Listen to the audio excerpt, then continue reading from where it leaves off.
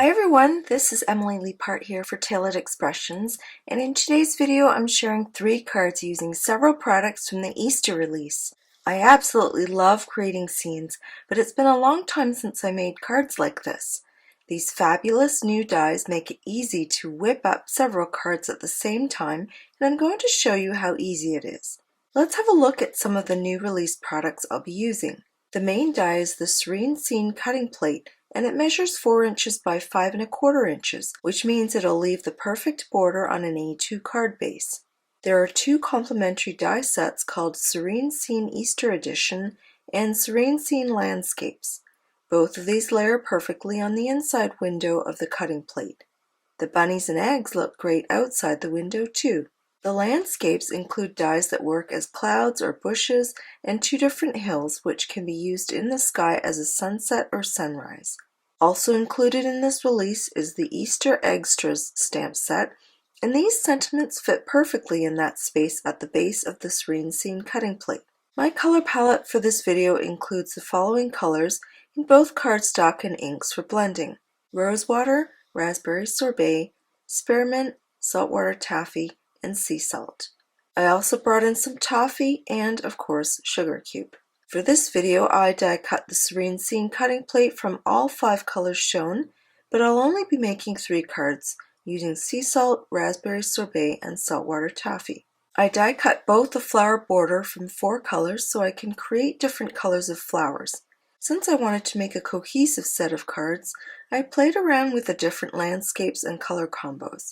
They were easy to swap out, and any extras could be saved for future cards, especially since I still have 2 extra cutting plate pieces. To create dimension for the flowers, I used bitty blender brushes to add the same color of ink to the die cut panels.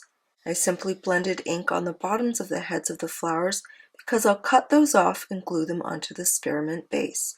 I also die cut the flower border from masking paper and cut the flowers off so I can protect the hill while I add some ink to the stems for a bit of dimension.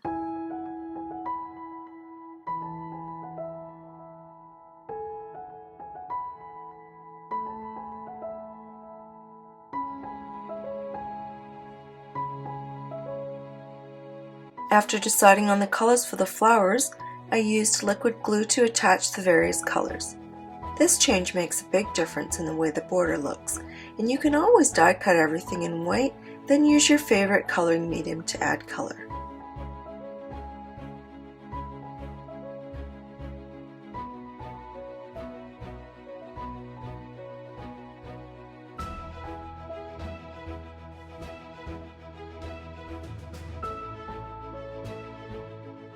I wanted to add more grass details in the foreground, so I used 2 of the Set the Scene grass stencils.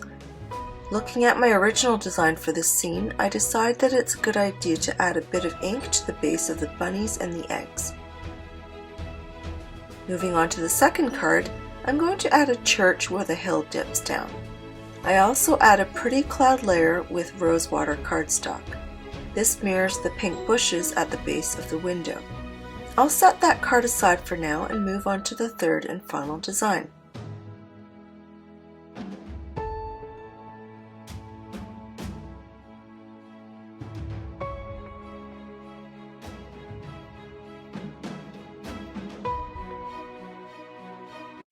Using my teal Misty, I'm going to stamp the sentiments directly onto the Serene Scene cutting plate panels. On the first card, I'll stamp "Your Egg-stras Special," since it fits nicely with the bunnies and eggs. I use VersaFine Claret Nocturne ink here. Since I can't see whether the sentiment is straight, I like to stamp it on a scrap piece of acetate as a test. When it's lined up perfectly, I can remove the acetate and stamp it immediately onto the panel. The second card will feature the sentiment "Hosanna in the Highest," and while I test it with Nocturne ink, I'll be heat embossing it in white. I use the anti-static powder tool first, stamp the sentiment with Sugar Cube pigment ink, then heat set it with TE fine detail embossing powder in white. It looks so elegant.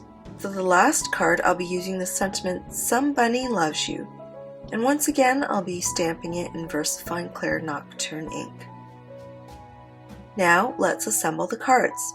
Starting with the first card, I end up switching from a rosewater base to a sugar cube base, but I'm going to add a rosewater frame cut from the Frame and Frame 3 cutting plate.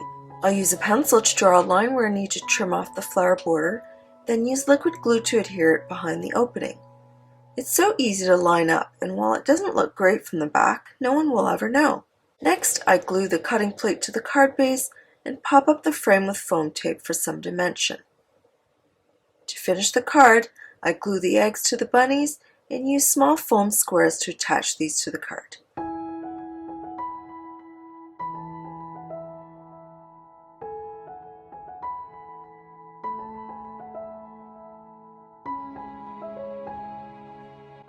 Isn't this just the sweetest? Moving on to my second card, I've added detail to a sugar cube panel using the Diamonds piercing plate, and I'm gluing this directly to the card base. I place some acrylic blocks to weigh it down for a couple minutes while the glue dries. Then I use the same technique to trim down the landscape dies for this scene and glue them to the back of the window. While I do this, I double check to make sure that I've left enough room for the church.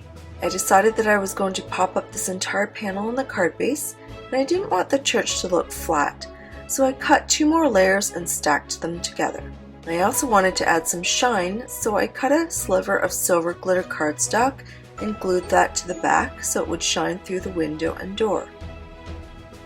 After popping on the panel with foam tape, I add the church, and now my second card is done.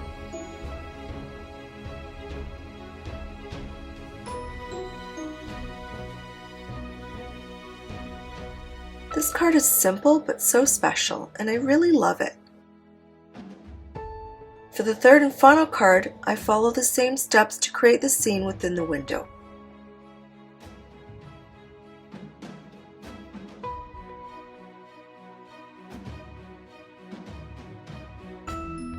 I love the unique colors of the sky here, and I love that it's different from the other 2 cards.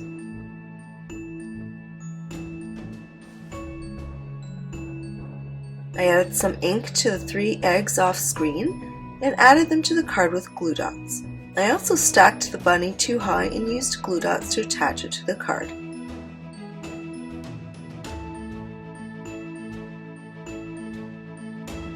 Unfortunately, my camera didn't capture the entire process of creating the flat, mailable shaker, but I basically used score tape to secure 2 sheets of acetate with silver glitter sandwiched between the 2 layers.